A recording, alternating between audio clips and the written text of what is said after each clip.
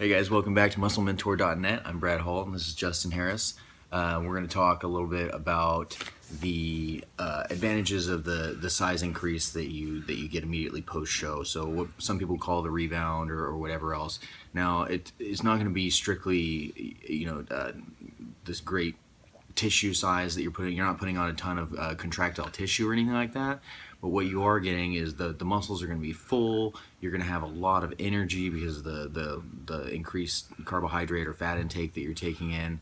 There's going to be lots of water within those muscles, and basically what you have is better leverages. Yeah. And if you know anything about powerlifting or anything like that, leverages is where a lot of strength can come from. And again, bodybuilding is a lot different than powerlifting, but strength increases in the gym, even if it's from a little helpful bounce at the bottom.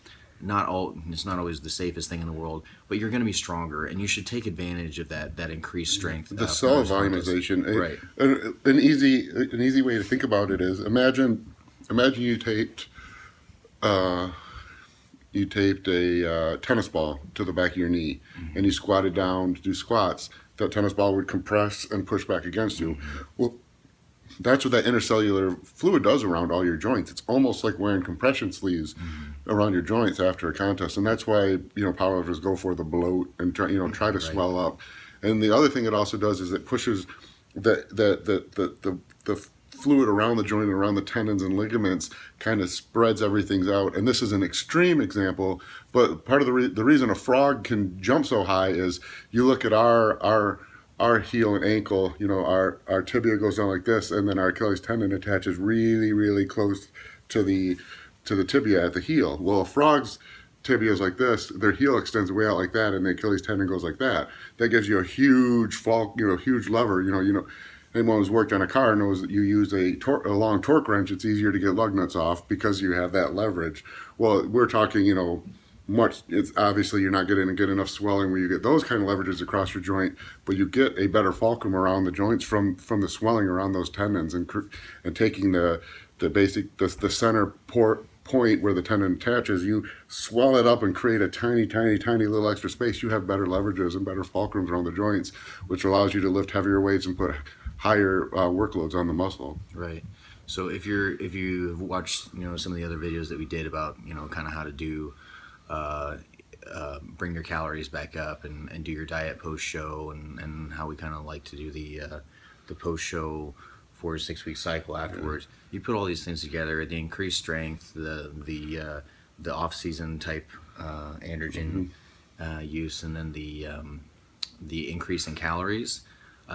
It'll set you up really well for whatever the next phase is. So some people, and again, it's not an excuse to get fat. It's not a go eat pizza every night to get that bloat. And because if you're a bodybuilder and you're going to be a competitive bodybuilder, any fat you gain, you have to lose at some point. So never ever, do not get in the mode of convincing yourself that fat gain is good weight, or fat gain is ever beneficial to you as a bodybuilder. Size, fluid, things like that are beneficial to you as a bodybuilder, but adipose tissue does not benefit you in any way. Right.